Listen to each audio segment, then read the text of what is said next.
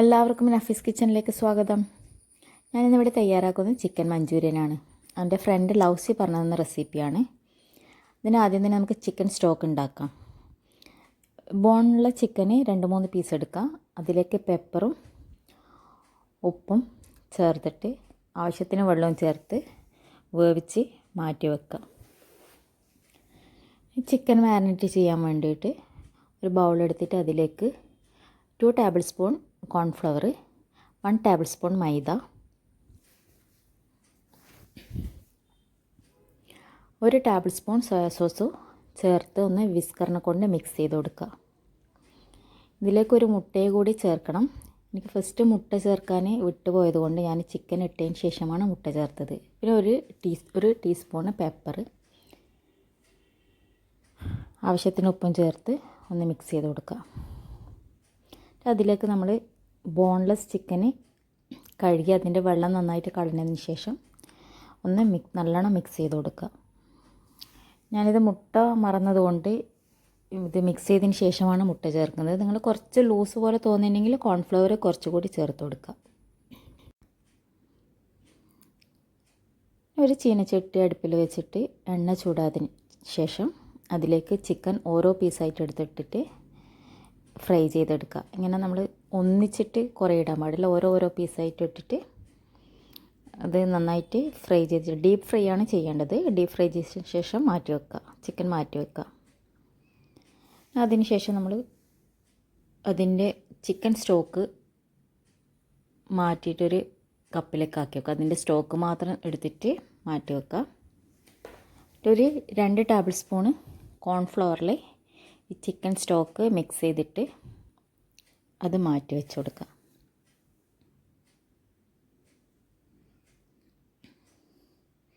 നമുക്ക് മഞ്ചൂരിയന് വേണ്ടിയിട്ട് മസാല, ഒരു തിക്ക് ഗ്രേവി ആയിട്ടുള്ളൊരു ഡിഷാണിത്. അതിന് മസാലയ്ക്ക് വേണ്ടിയിട്ട് 5 ഉള്ളി പൊടിയായി അരിഞ്ഞത്,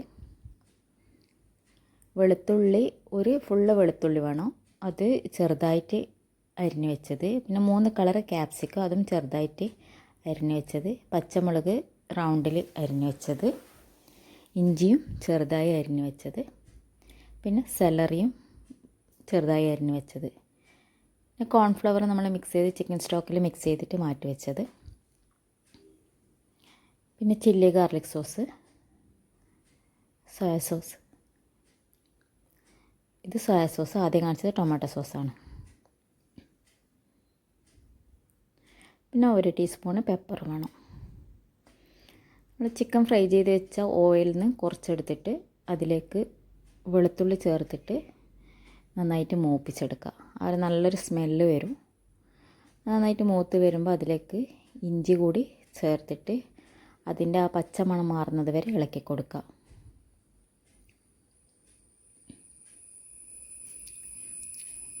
അതിനുശേഷം നമ്മൾ അരിഞ്ഞ് വെച്ച ആ പച്ചമുളക് കൂടി ചേർത്തിട്ട് അതിൻ്റെ റോസ് സ്മെല്ലൊന്ന് മാറി വരുന്നത് വരെ ഒന്ന് ഇളക്കി കൊടുക്കുക.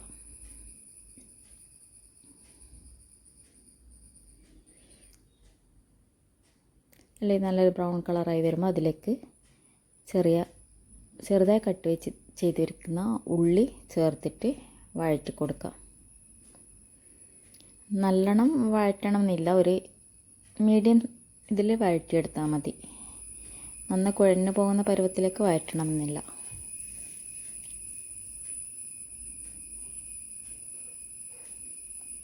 അതിലേക്ക് 3 കളർ ക്യാപ്സിക്കം കൂടി ചേർത്തിട്ട് വഴറ്റി കൊടുക്കുക.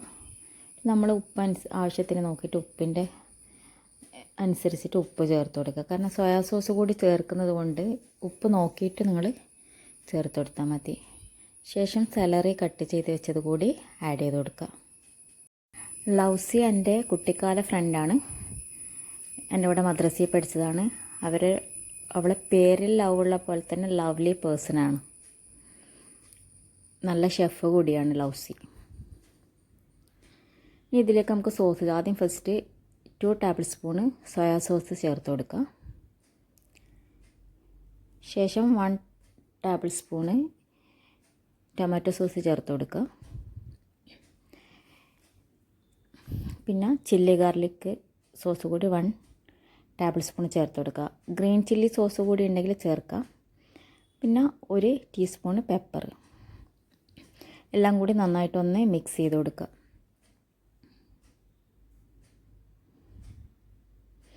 നല്ല എരിവാണെങ്കിൽ പെപ്പർ കുറച്ചുകൂടി ഇട്ട് കൊടുക്കുക. ഓരോരാൾ എരിവിനനുസരിച്ചിട്ട് ഓരോന്ന് ചേർത്ത് കൊടുക്കുക. അതിനുശേഷം കോൺഫ്ലവർ നമ്മൾ ചിക്കൻ സ്റ്റോക്കിൽ മിക്സ് ചെയ്ത് വെച്ചിട്ടില്ലേ, അതൊന്ന് ചേർത്തിട്ട് എന്നിട്ട് നല്ലൊരു തിക്കായിട്ട് വരും. ഇത് തിളച്ച് വരുമ്പോൾ തിക്ക് ഗ്രേവി ആയിട്ട് വരും. ഇത് കണ്ടില്ലേ, ഇതുപോലായി വരും. അതിലേക്ക് ചിക്കൻ കൂടി ചേർത്തിട്ട് നന്നായിട്ടൊന്ന് മിക്സ് ചെയ്ത് കൊടുക്കുക.